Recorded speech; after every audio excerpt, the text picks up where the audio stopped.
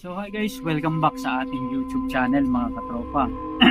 So talaga naman, laging pinag-uusapan yung tungkol sa mundo ng mga katatakutan, kababalaghan at kung ano-ano pa. Isa sa mga kwento na talaga namang patok na laging pinag-uusapan mga katropa ay tungkol dun sa kwento tungkol sa mga aswang, lalong-lalo na pagdating ng piyestahan. So ngayong araw na to, pag-uusapan natin aswang. Yan ang pinakasikat na kwento ng kababalaghan dito sa Pilipinas. So ang ikukwento ko ngayong araw na to mga katropa is yung tungkol sa karanasan ko dun sa tinatawag nila na ik-ik. So yung bata pa ako, mahilig kasi kaming mamiesta at umasyal kung saan-saan. So isang beses nayaya ako na mamiesta dito sa party ng Quezon. Beses mga katropa, nayaya ako na mamiesta dito sa bayan ng Tiaong. Ang Tiaong kasi noon hindi pa katulad ngayon na maunlad na, marami ng mga malls, marami ng mga kalsada, meron ng mga diversion road. Dati hindi ganoon. Dati mapuno, magubat, at talaga namang yung bahay layo-layo. So isang beses mga katropa na miesta kami. And sa pamimiesta namin, meron kaming kasama na buntis, dalawang bata, which is kasama rin ako, bata pa ako noon. And maliban sa dalawang bata, meron kasama pa ako, and isang lalaki, yung asawa niyong buntis, and isa pa na binatilyo. So ibig sabihin, 6 kami mga katropa na magkakasama. And nakarating kami ng Tiaong mga 6 o'clock ng gabi. Noong mga panahon na yon, medyo maliwanag pa. Kasi dati yung 6 o'clock, medyo maliwanag pa dahil nga nasa daan pa kami sa main highway. Ngayon, yung pupuntahan namin, hindi ko alam na papasok pa pala ng gubat na maglalakad pa ng 1.5 hours para makarating dun sa bahay ng pupuntahan namin. Ang Tiaong kasi mga katropa, kilala yan sa pinakamasarap na tikoy siguro sa buong Pilipinas. Yung native tikoy, yan talaga yung dinadayo dyan. Kasi ang mga taga Tiaong, kapag namiesta ka sa kanila, hindi ka pwedeng umuwi nang wala kang daladala at baon-baon na tikoy. Ang tikoy kasi sa kanila, niluluto ng matagal na oras. Mula umaga, dire-diretso pa, hanggang aabutin pa ng hapon. And gustong-gusto nila yung talagang kumakapit yung tikoy. And kakaiba yung sarap ng tikoy, hindi katulad yung tikoy na nabibili natin sa mga Chinese. Kasi yung tikoy nila mga katropa, is pwede mo bang patagalin, at the more na inaamag siya, the more na mas masarap siya kasi ipiprito mo pa. Ayan. So, eto na nga, pag punta namin sa highway, wala na kaming masakyan kasi uso yung sumasakay pa sa kalabaw. May kasama kaming mga katropa na buntis. Ngayon, hindi ko alam na ang agwat pala ng mga bahay, ilang kilometro pa para magkaroon ng bahay na makita ka. So, ang daanan makipot, magubat, at maraming mga puno. Then, habang tumatagal mga katropa, simple lang yung dinadaanan namin. Pero, habang tumatagal, unti-unti kaming merong naririnig na tunog. And, ang dala-dala lang namin mga katropa ay yung tinatawag na paywa. Ito mga katropa, yung dahon ng puno ng nyug na na binabalot na ganyan, tapos yun yung sisindihan. Kasi dati, uso yung flashlight, pero isa lang yung dala namin na flashlight at masyadong mahina. Hindi niya kaya yung sobrang kadiliman ng gubat. Kaya, uso yung merong mga dahon ng puno ng nyug, and yun yung sisindihan at sisilaban, yun yung hawak-hawak namin na sulo. Ngayon, habang tumatagal kami mga katropa, papasok ng papasok, padilim ng padilim, unti-unti kaming nakakaramdam ng lamig. And maliban sa malamig na simoy ng hangin, na mararamdaman mo talaga yung hampas ng hangin sa iyong mukha, and gano'n na rin mga katropa, nakakakilabot. Kasi nga, sobrang dilim and sobrang lamig. Plus, meron pang mga pangilan-ilan na alulong ng mga aso. And maliban dyan, isang bagay na talagang nakakapagtaka, yung ik-ik na tinatawag mga katropa, habang tumatagal, lumalakas ng lumalakas yung tunog na nararamdaman namin at naririnig.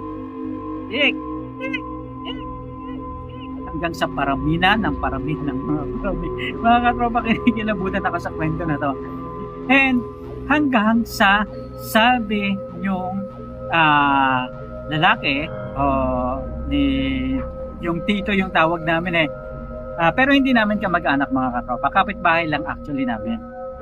Sabi ng tito na tawag namin is bilisan natin, pero wala siyang ibang kinikwento, basta ang sabi niya bilisan natin para makapunta tayo sa bahay ni ganito. Nakalimutan ko na yung pangalan kung kaninong bahay yon, para makarating tayo sa bahay ni ganito.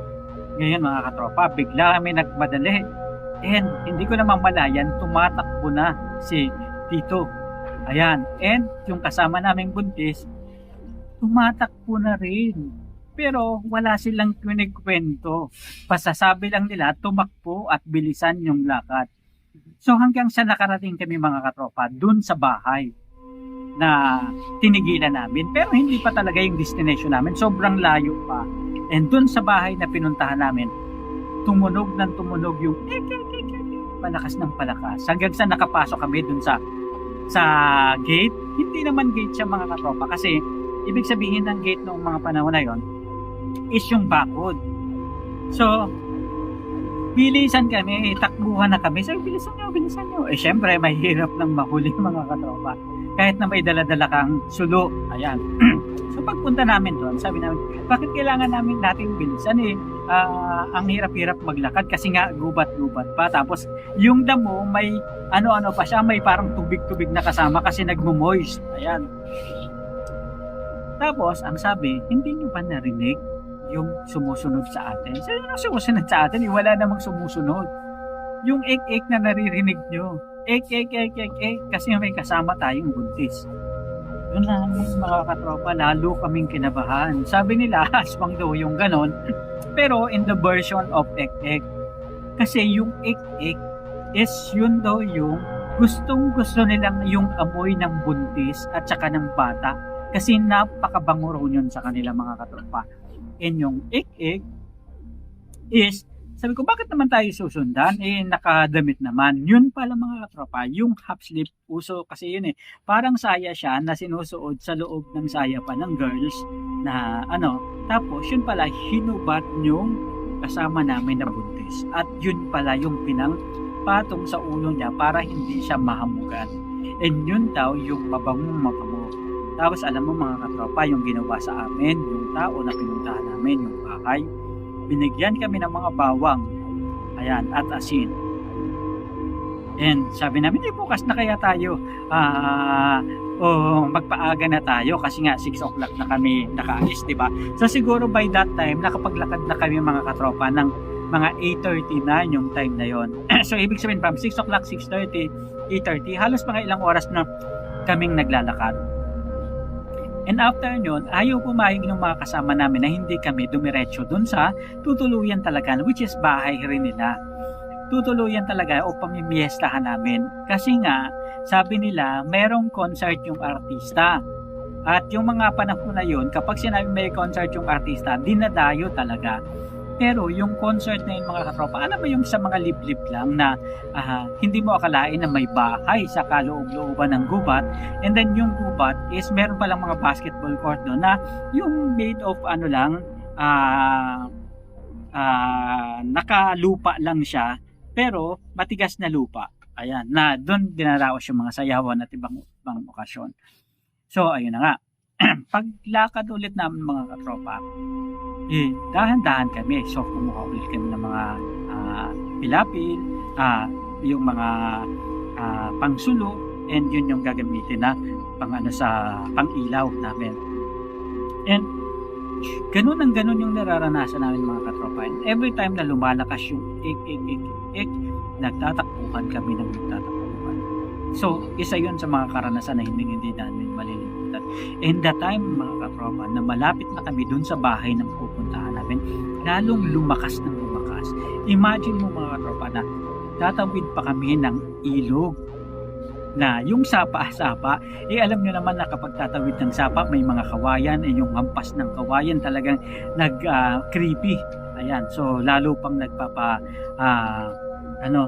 lalo pang ano ba yan? Nagpapatakot dun sa sitwasyon. And then pagpunta namin dun sa sa bahay, nung pupuntahan namin, lalong lumakas yung tunog.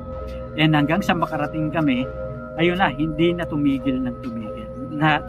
Tumigil lang siya nung nandun na kami mismo sa loob ng gate ng bahay na pupuntahan namin. And isa yun sa mga experiences, karanasan na talagang medyo nakakatakot. Pero at least kapag binabalikan, is para bang may challenge, ano? And yung matatawa ka na matutuwa na parang naranasan mo yung ganong pagkakataon na parang yun na yata yung 4 hours o 5 hours na paglalakad na talagang sasabihin mo nandun yung challenge, nandun yung saya, pero nandun rin yung sobrang kaba. Ayan, yan yung kwento ng cake, mga katropa. So samahan nyo ako sa susunod na kwentuhan natin dito pa rin sa YouTube channel. Sa muli.